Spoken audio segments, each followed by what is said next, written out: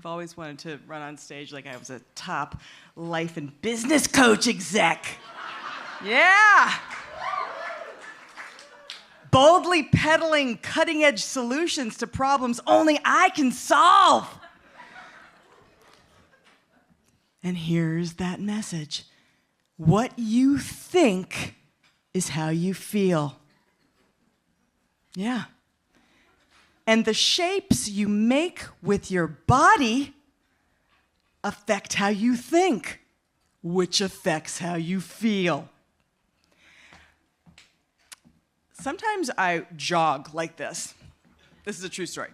Like I'm a winner crossing a finish line. I will Gallipoli the shit out of my workout in your neighborhood, and I will wear wild clothing so that if someone drives by, they will see me and take note in case I go missing from getting abducted. These key eyewitnesses will not forget that they saw that seemingly outgoing lady the last time she was seen alive. I realize I am not in the abduction demographic anymore, but I am emotionally and mentally stunted around the popular ages that kids get snatched, and I love to belong. Dark, I know. When I was first told about the show, I said yes because my publisher said, do as much press as you can do to promote your memoir. And as an introvert, defined by someone who loses energy by being around people, I did not want to say yes. I wanted to stay in my pajamas, meaning in the nude, because I don't own pajamas. Did that sound true? Because I said it boldly? Well, I do have pajamas. Back to the boldness. As I contemplated the topic a few months back and nothing was coming, I had an epiphany. I realized I am tired. The boldest thing I could actually do, the most current breakthrough change to correct the imbalance of a lifetime of my hyper-responsibility and people-pleasing, the nicest thing I could do for myself is cancel. So I called and I canceled. And they said, we've already advertised you're coming. Fuck, fine. I'll still do it. Because I wasn't willing to live through the next tier of consequences. I chose your money and fun over my feelings. That is historical. I was willing to irresponsibly show up for you with nothing memorized to keep my word, even if it harmed me. But why? As I thought about it a bit more, I realized I didn't fight to the death for myself because I couldn't justify ditching because I wasn't born with a mega talent that needs and deserves stewarding, protecting. I don't sing like Barbra Streisand or Celine Dion. They seem like people who could legit get away with canceling at the very last minute because they have talents that are so enormous that they have to honor that tremendous gift. And as I thought about it some more, I thought, that's weird. I questioned my thinking. I thought, do you have to have one of those unbelievable abilities to have your own back? And boldly say, no, not doing it. Or quietly say, no, not doing it. And then I thought, what would it take for me to boldly set and keep a boundary and have my own back? Illness, hospitalization, death? Yeah, those could work. So what I did for the last few weeks, I was in many crowded places, subways, holiday parties, museums. On a Saturday when it was raining outside and I got very, very close to anyone with a horrible cough, I'm obviously joking. Fake getting sick is what weak and immature people do. And that is not us. We are not weak or immature. I once took a self-defense class and the teacher asked us to name all the things that we like and didn't like about our bodies and ourselves. And then he said, now look at that list. What you don't like about yourself, you won't protect. Can you believe I have still not gotten to the story I'm going to tell you? Okay, here we go. Yeah.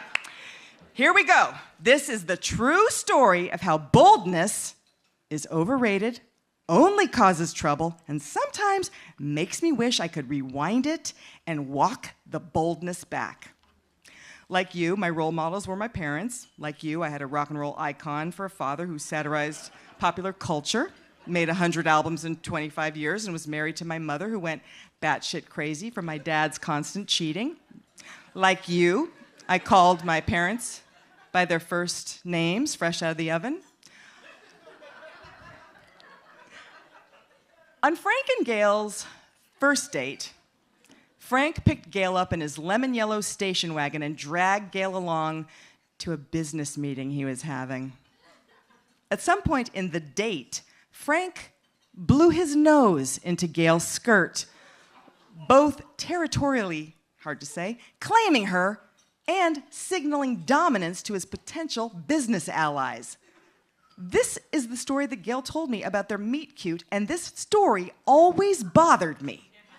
How rude, how weird, how not fun for her. Or was Frank just some eccentric, savant mega-talent who was just missing some basic social cues and was extremely efficient and resourceful, grabbing the nearest thing he had access to keep the flow of the conversation in play without having to awkwardly excuse himself? Gail saw it as romantic. You wouldn't blow your nose into someone's attire if you didn't like them.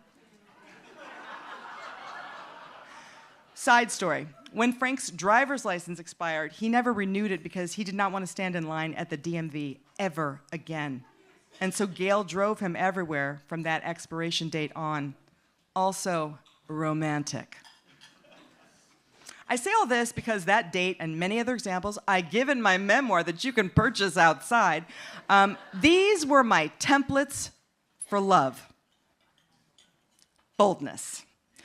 When I was in my early 20s and single, an actor friend of mine introduced me to another actor friend of hers.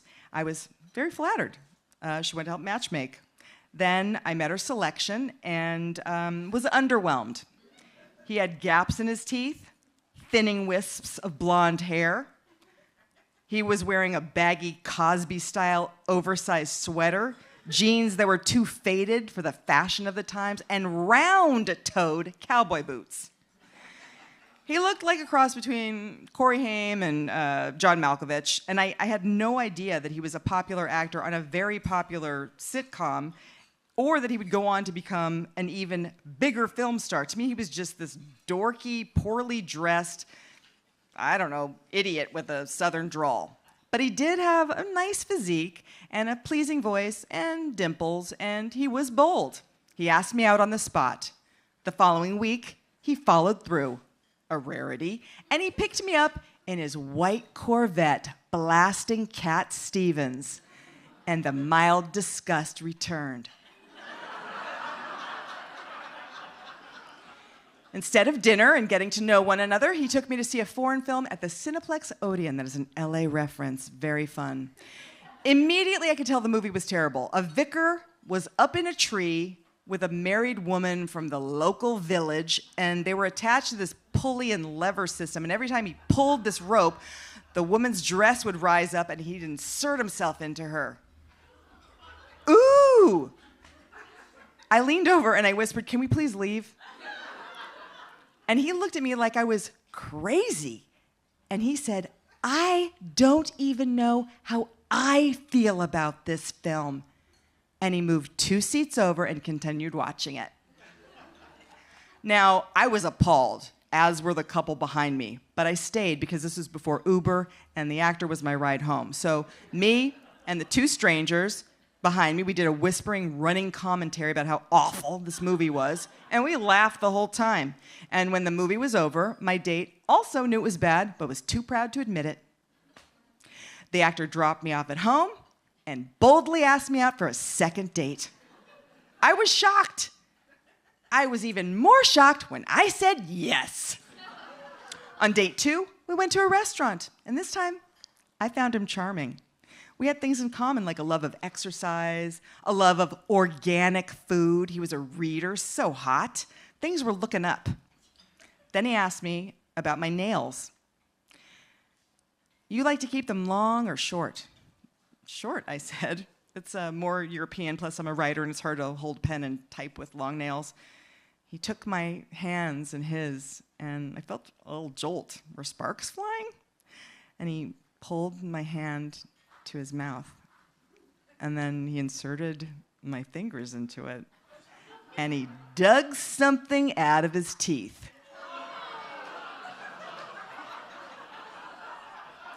Did he just use my nail as a dental instrument? This dude is a kook.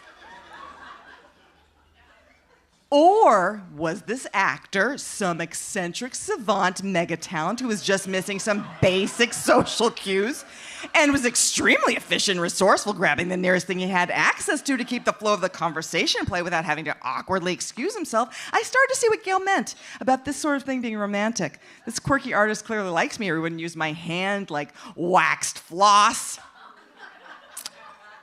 On date 3, oh yeah, there's more. On date 3, the put-out date. That's how we did it back then, to show men we were ladies. We waited till number 3. I went back to his place. Beige walls, lumpy sofa, books in boxes. It did not say successful actor. It said, I need a nurturing, patient lady in my life. He moved in close, and he said, I just noticed, you're only pretty when you smile. I heard him say pretty, so I tried to just keep smiling for the remainder of the date. And then I noticed something on his bookshelf that looked like a glass rake, and I was like, what's that? And he picked it up and he zapped me in the forehead with it. And it put like electrical shock through my face and body.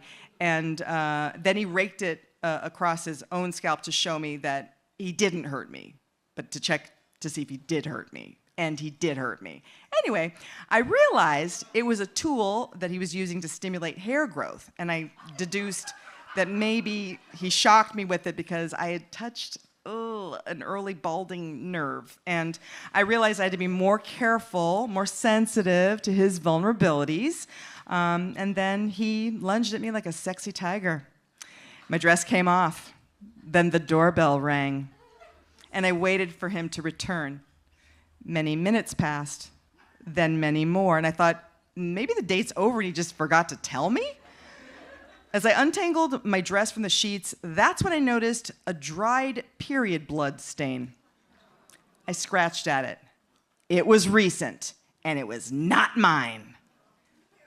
I mean, gross, right? And seriously, don't even change the sheets for a different girl?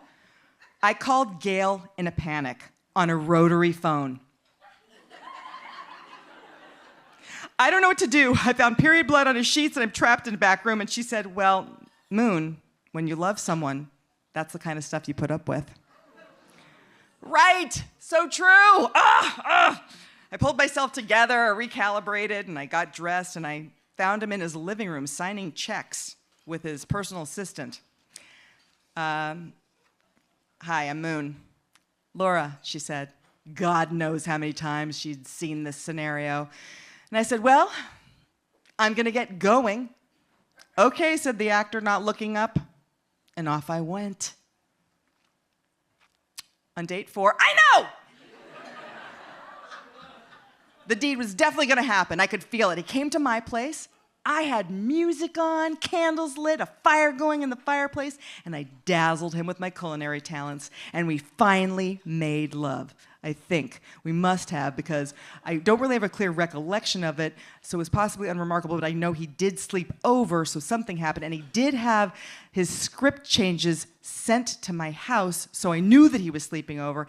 Anyway, in the morning, I made him some coffee and some breakfast while he showered, and then I heard him call out, honey. I thought, ooh, I've graduated to honey.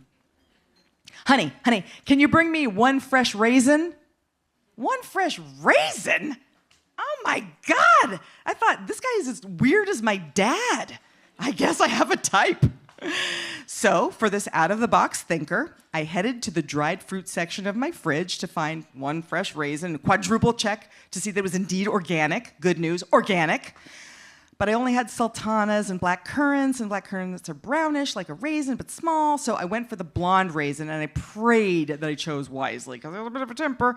And I boldly reach into the box, and I take out 1 golden, glistening, dehydrated grape, and I deliver it to the sexy man who's naked in my steaming hot shower. And I had to work quickly so no steam escaped. And I open the glass door, and I extend the singular organic prize to my soapy date like a tiny Academy Award. And he looks at me like I am batshit crazy. At the exact moment, I realize what he actually asked for was one fresh razor.